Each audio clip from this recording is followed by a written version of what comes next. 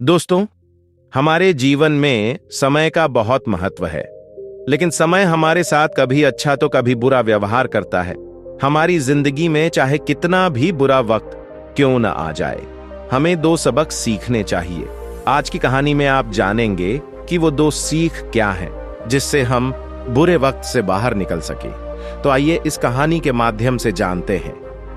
एक बार एक महात्मा के पास एक अत्यंत दुखी व्यक्ति आया और उससे कहा, हे महात्मा, मैं अपने जीवन में बहुत दुखी हूं। मैं अपने परिवार को खुश नहीं रख सकता। मैं अपने लिए भी कुछ नहीं कर सकता।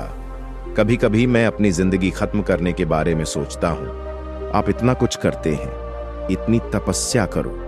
क्या आप मुझे कोई रास्ता बता सकते हैं जिससे मैं इस बुरी परिस्थिति से बाहर आ सकूं? मेरा समय बहुत खराब चल रहा है। 2 मुट्ठी खाना इकट्ठा करो। यह मेरे लिए बहुत कठिन हो गया है। अब आप मुझे बताएं कि मैं इस स्थिति में कैसे रह सकता हूं। मैं अपने परिवार को कैसे खुश रख सकता हूं। कृपया मुझे कोई सरल उपाय बताएं ताकि मैं बहुत आसानी से समझ सकूं, क्योंकि मैं ज्यादा शिक्षा नहीं जानता।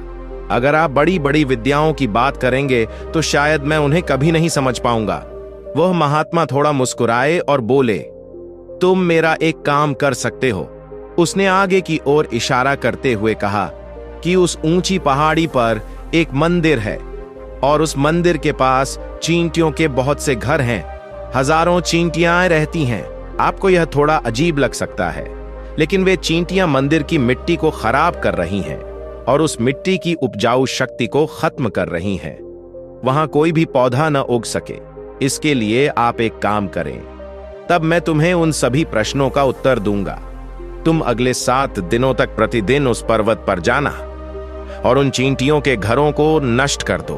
मंदिर के आसपास जहां भी आपको चींटियों के घर दिखें, उन्हें तोड़ दें। लेकिन याद रखना, मकान तोड़ते समय एक चींटी भी नहीं मरनी चाहिए। यह समझने की कोशिश करते हुए वह व्यक्ति वहां से चला गया। उसे शायद ठीक से समझ नहीं आया होगा कि वह महात्मा उससे ये काम करने के लिए क्यों कह रहा था। वह उन चींटियों के साथ अन्याय करने जा रहा था और उनका घर नष्ट करना चाहता था। उन्हें नुकसान पहुंचाने की कोशिश की जा रही है। ऐसा महात्मा कौन सा कर्म करता है? लेकिन फिर भी उस महात्मा की बात मानते हुए वह उस पहाड़ी पर चढ़ने लगा। जब वह पहली बार वहां गया तो उसने देखा कि हजारों चींटियां अपना भोजन इकट्ठा करने में लगी हुई थीं। सभी चींटियां पंक्तिबद्ध हो गईं और थोड़ा थोड़ा करके दाना लेने लगीं। उनका घर, यह दिखाने से कि यह जमा हो रहा है, पहले तो व्यक्ति का मन उनके प्रति कमजोर हो गया। उसने सोचा कि वे अपना घर भरने के लिए इतनी मेहनत कर रहे हैं और मैं उनका घर उजाड़ दूंगा, यह उनके लिए कितना बुरा होगा। लेकिन उसने फिर से उस महात्मा के बारे में सोचा और घरों को तोड़ना शुरू कर दिया और तुरंत चींटियां रोने लगीं। और फिर सभी चींटियां जो अभी भी एक साथ चल रही थीं, अपनी जान बचाने के लिए इधर उधर भागने लगीं और कुछ ही समय में सभी चींटियां चिल्लाने लगीं। घर नष्ट हो गए और सारी चींटियां तितर बितर हो गईं और आदमी अपना काम पूरा करके दुखी मन से घर लौट आया और उसका मन बहुत ऊब गया। उसका मन पछतावे से भर गया और फिर वह रात को अपने बिस्तर पर लेटकर सोचने लगा, अब जब चींटियों का घर उजड़ चुका है तो अगले दिन फिर वहां जाने की क्या जरूरत है? इससे क्या फायदा? क्योंकि महात्मा ने मुझे चींटियों के घर को नष्ट करने के लिए कहा था, जो मैंने किया। लेकिन कुछ देर सोचने के बाद उसने फिर से अगले दिन वहां जाने का सोचा और अगली सुबह जल्दी उठकर उस पहाड़ पर पहुंच गया। वह उस स्थान पर पहुंच गया जहां उसने एक दिन पहले सब कुछ नष्ट कर दिया था। लेकिन वह यह देखकर आश्चर्यचकित रह गया कि उन चींटियों ने उस स्थान पर फिर से अपना घर बना लिया है और अब वे फिर से अपने घर के लिए आवश्यक चीजें इकट्ठा कर रही हैं। आदमी ने सोचा, ये चींटियां कितनी मूर्ख हैं। उन्हें पता है कि कल इस जगह पर उनका घर टूट गया और उन्होंने फिर से उसी जगह पर अपना नया घर बना लिया है। लेकिन उस महात्मा के बारे में सोचते हुए उसने फिर से उन चींटियों के घरों को नष्ट करना शुरू कर दिया। फिर उन चींटियों में हड़कंप मच गया और वे अपनी जान बचाने के लिए इधर उधर भागने लगीं और कुछ ही समय में उनका घर फिर से नष्ट हो गया। और उस व्यक्ति को थोड़ी तसल्ली हुई कि अब मैंने उन घरों को अच्छे से नष्ट कर दिया है, अब वो चींटियां यहां अपना घर नहीं बना पाएंगी। इसके लिए जाने से पहले उन्होंने उन कमरों में ठंडा पानी डाला जिससे चींटियां वहां घर नहीं बना पाईं और इस तरह वह अपना काम करके अपने घर लौट आया। यदि महात्मा इसे ठीक कर रहे हैं तो क्या किसी का घर उजाड़ना एक आदर्श व्यक्ति को शोभा देता है? क्या हो जाएगा? यदि वह पूर्ण मनुष्य नहीं है तो क्या होगा? अगर उसने मुझे बेवकूफ बनाया लेकिन फिर से उसने इसकी पुष्टि की। सबसे पहले मैं अपना काम पूरा करता हूं और तब मुझे समझ आता है कि महात्मा मुझसे ये क्यों करवा रहे हैं। और यही सोचते सोचते वह रात को सो गया और अगले दिन सुबह उठकर फिर से उस पहाड़ पर चला गया। उस पहाड़ी पर जाकर वह उस स्थान पर पहुंचा जहां एक दिन पहले उसने चींटियों के घर नष्ट कर दिए थे। तब यह देखकर उसे बहुत खुशी हुई कि वहां कोई घर नहीं था। सभी चींटियां वहां से भाग गईं और फिर उसने सोचा कि अब मुझे हर दिन यहां आने की कोई आवश्यकता नहीं है, क्योंकि चींटियों ने अपना घर बदल लिया है और उस महात्मा ने मुझे 7 दिनों के लिए आने के लिए कहा है। लेकिन आज तो तीसरा ही दिन है और बाकी 4 दिन यहां आने की क्या जरूरत है? ये सोचकर उसने निश्चय किया कि वह यहीं से सीधे उस महात्मा के पास जाएगा और उसे यह खुशखबरी सुनाओ।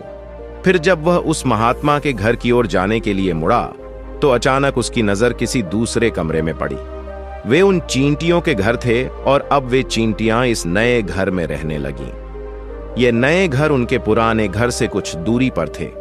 उन्हें देखकर वह सोचने लगा कि शायद महात्मा को पता होगा कि ये चींटियां यहाँ की बजाय कहीं और अपना घर बनाएंगी। इसके लिए उन्होंने मुझसे लगातार 7 दिन आने को कहा। अपने मन में ये निर्णय लेते हुए वह नए घरों को भी नष्ट करने के लिए आगे बढ़ा। जब वह वहां पहुंचा तो चींटियां अपने काम में व्यस्त थीं, जैसे कि वे अपने लिए भोजन इकट्ठा कर रही थीं, नष्ट हुए और पुराने घरों में बचा हुआ अनाज इकट्ठा कर रही थीं और नए बना रहे हैं। घर में पानी बह रहा था और यहां भी आदमी का मन उनके प्रति थोड़ा कमजोर हो गया, क्योंकि वह खुद कमजोर था। वह स्वयं दुखी था। इस कारण उसके मन में उन चींटियों के प्रति दया की भावना उत्पन्न होती है और वह उन पर दया करता है। वह उनकी मदद करना चाहता था, लेकिन इसके विपरीत वह उन्हें नुकसान पहुंचा रहा था। तब उसे फिर से वह महानता याद आई और वह फिर से उन घरों को नष्ट करने के लिए तैयार हो गया। इस बार उसने बिना किसी चींटियों को नुकसान पहुंचाए बहुत सावधानी से उन घरों को नष्ट करना शुरू कर दिया। इसमें थोड़ा अधिक समय लगा, क्योंकि चींटियों को नुकसान न पहुंचाने की शर्त उस महात्मा ने पहले ही दे दी थी। इसके लिए उसे उन घरों को बहुत सावधानी से नष्ट करना पड़ा। अंततः उसने उन सभी घरों को नष्ट कर दिया। उन घरों को नष्ट करने के बाद वह बहुत दुखी हो गया। इस बार वह कुछ अधिक दुखी था, क्योंकि उसने उनके नए घर भी उजाड़ दिए। उसने उन चींटियों को जीवित नहीं रहने दिया और वह अपने आप को शैतान या राक्षस समझने लगा। लेकिन फिर भी उसने उस महान व्यक्ति की बात मानी और दुखी मन से घर लौट आया। मैं कैसा राक्षस हूं? पुराना घर बहुत दूर है। मैं उन चींटियों को रहने के लिए जगह नहीं दे रहा। वे चींटियां मेरे बारे में क्या सोच रही हैं? उस भगवान को कितना कोस रहे हैं जो मेरे साथ यह काम कर रहा है। लेकिन फिर भी वह अगले दिन वहां जाने की सोचता है और अगले दिन सुबह सुबह ही वहां पहुंच जाता है। जब वह दोबारा वहां गया तो हैरान रह गया, क्योंकि उसने देखा कि अब उन चींटियों ने फिर से एक नई जगह पर अपना घर बना लिया है और वे पहले से भी ज्यादा ताकत से काम कर रही हैं और एक ही रात में उन्होंने पहले से कहीं ज्यादा बड़ा घर बना लिया है। आदमी ने सोचा और इशारा करते हुए कहा कि उन्होंने इसे बनाया है और अब वे अपना भोजन इकट्ठा करने के लिए वापस आ गए थे। ये चींटियां किस चीज से बनी है, मैं इन्हें बार बार यहां से भगाने की कोशिश कर रहा हूं और फिर भी वे वहां घर बना रहे हैं। क्या उन्हें समझ नहीं आता कि मैं इन्हें कभी यहां नहीं रहने दूंगा? ये तो एक छोटी सी चींटी है। वे बहुत छोटे दिखते हैं, लेकिन फिर भी उन्होंने मेरा साथ नहीं छोड़ा। यह बहुत ही आश्चर्य की बात है। तब वह बहुत क्रोधित हुआ और उन घरों को नष्ट करने लगा। लेकिन इस बार शॉट को नष्ट करते समय कुछ चींटियां वहीं मर गईं। उसके पैरों तले कुचल दिया गया और फिर वह शांत हुआ तो देखा कि गुस्से में उसने उन चींटियों को बहुत नुकसान पहुंचाया है और उसका दिल पछतावे से भर गया और वह रोता हुआ अपने घर की ओर निकल गया। आज रात को सोते समय उसने सोचा कि मैं उन चींटियों के साथ ज्यादा अन्याय कर रहा हूं। मैं उससे ज्यादा अत्याचार नहीं कर सकता। और यही सोचकर अगले दिन वह अपने घर से उन चींटियों के लिए आटा लेकर उस पहाड़ पर पहुंच गया। आज उसके मन में उन चींटियों के प्रति सम्मान और दया के विचार थे। आज वह उनकी मदद करना चाहता है। और जब वह वहां पहुंचा तो उसने देखा कि वे चींटियां फिर से अपना नया घर बनाने में व्यस्त थीं। उसने बड़ी दया करके घर से लाया हुआ आटा चींटियों को खिलाना शुरू कर दिया। फिर वह अगले 3 दिनों तक ऐसा ही करता रहा।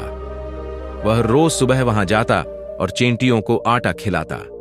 7 दिनों के बाद वह आदमी महात्मा के पास पहुंचा और हाथ जोड़कर बोला, हे महात्मा, मुझे क्षमा करें। मैंने उन चींटियों के घरों को नष्ट करने की बहुत कोशिश की। मैं उनके घरों को नष्ट कर रहा था। 1 बार नहीं, 4 बार मैंने उनका घर उजाड़ा। उसके बाद मेरी हिम्मत नहीं हुई और मैं उनका घर नहीं उजाड़ सका। यह मुझे मेरे बुरे समय से बाहर निकाल सकता है, लेकिन मुझे कोई पछतावा नहीं है। मुझे लगता है कि मैंने सही काम किया। इसके लिए मैं आपकी अनुमति से वापस जा रहा हूं। कृपया मुझे वापस जाने की अनुमति दें। यह सुनकर महात्मा मुस्कुराए और बोले, कहां जा रहे हो? थोड़ा रुको, थोड़ा पानी पी लो। तो फिर या तो जाओ। उसने कहा कि महात्मा उस व्यक्ति के लिए पानी लेकर आए। पानी पीने के बाद महात्मा ने उस व्यक्ति से पूछा, बताओ, तुम उन चींटियों के घर को नष्ट क्यों नहीं कर सकते? वे चींटियां हाइना बहुत छोटी हैं और तुम इतने विशाल हो, फिर भी उन छोटी छोटी चींटियों के घर को नष्ट नहीं कर सके। तुम्हारे शरीर में ताकत कहां है? आपकी भुजाएं कहां हैं? के उत्तर में उस व्यक्ति ने कहा, हे महात्मा, मैंने उन चींटियों के घरों को नष्ट कर दिया। मैंने इसे बार बार किया। एक बार मैंने गुस्से में आकर उन चींटियों को नुकसान भी पहुंचाया, लेकिन जिस दिन मैंने उन्हें नुकसान पहुंचाया तो मुझे लगा कि मैं उन्हें क्यों नुकसान पहुंचा रहा हूं, उन्हें इतना दर्द क्यों पहुंचा रहा हूं। और उस दिन से मैं उन्हें हानि पहुंचाने के स्थान पर, दुख देने के स्थान पर उनकी सहायता करने लगा। एक छोटी सी चींटी हमें जीवन का संदेश देती है। मैंने तुम्हें चींटियों के घर को नष्ट करने के लिए नहीं भेजा था, मैंने तुम्हें उसके लिए वहां भेजा था ताकि आप उन चींटियों से कुछ सीख सकें। क्या आपने उन चींटियों से कुछ सीखा? क्या आप मुझे बता सकते हैं कि यह सुनने के बाद वह आदमी अपनी पूरी कहानी बताता है। पूरी कहानी सुनने के बाद महात्मा कहते हैं कि पहली चीज जो आप उन चींटियों से सीखते हैं वह यह है कि आप हर बार उन चींटियों के घरों को तोड़ने की कोशिश करते हैं। जब भी आप उन घरों को नष्ट करने की कोशिश करते हैं, वे हर बार अपना नया घर बनाते हैं। वे कभी हार नहीं मानते। यदि उन्होंने ऐसा किया तो आप उन चींटियों को दोबारा नहीं देखेंगे। दक्षता ही जीवन है, सक्रियता ही जीवन का नाम है, लेकिन हम इंसान 1 या 2 बार हारकर टूट जाते हैं। मैं निराश हो गया और अपने जीवन में फिर कभी कुछ करने का प्रयास नहीं किया। और कुछ लोग तो अपनी जिंदगी खत्म करने के लिए भी आगे बढ़ जाते हैं। लेकिन जानवरों में एक बात जो आपने नोटिस की होगी वो ये कि वो कभी भी अपनी मर्जी से अपनी जिंदगी खत्म नहीं करते। ऐसा आपने कभी नहीं सुना होगा। जो भी जानवर आत्महत्या करता है, चाहे वह जानवर कितना भी भूखा या दुखी क्यों ना हो, लेकिन वह हमेशा अपने जीवन के लिए संघर्ष करता है। दूसरी ओर हम मनुष्य 1 या 2 बार निराश होने पर अपना जीवन समाप्त कर लेना चाहते हैं। जीवन सक्रियता है, सक्रियता ही जीवन का नाम है और मृत्यु अंतिम विश्राम है। अंतिम विश्राम, इसके लिए मृत्यु से पहले पूर्ण आराम कभी भी कार्य करना बंद नहीं करता है, क्योंकि मरने के बाद आप पूर्ण विश्राम में चले जाएंगे तो फिर आप उससे पहले काम करना क्यों बंद कर देते हैं? यदि आपका एक घर गिर जाए तो आप निराश क्यों होते हैं? फिर दूसरा घर बनाने का प्रयास करें, प्रयास करते रहें। तुमने उन चींटियों से देखा है कि कोशिश करने वाले की कभी हार नहीं होती। वो चींटियां कितनी छोटी दिखती हैं और आप कितनी बड़ी और कितनी बड़ी हैं, लेकिन उनका दिमाग आपके दिमाग से बहुत बड़ा है। इतना बड़ा है, इतना मजबूत है कि कई बार अपना घर उजाड़ने के बाद भी वे कभी हार नहीं मानती हैं। और दूसरी सीख ये है कि जब भी हमारे साथ बुरा होता है, कई बार हम सोचते हैं कि यह बुरा समय कभी नहीं जाएगा, यह बुरा समय हमारे जीवन को आशीर्वाद देगा। ये सभी निर्णय और ये सभी चिंताएं जो हमें कभी भी अच्छी तरह से जीने नहीं देंगी, वास्तव में अस्तित्व में नहीं है। उन्हीं को जज करो।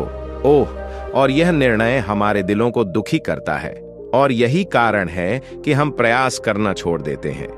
लेकिन आप खुद सोचिए कि यह प्रकृति हमें बार बार नुकसान पहुंचाएगी, हमारे प्रयासों को बर्बाद कर देंगे, लेकिन कब तक, कितनी बार करोगे?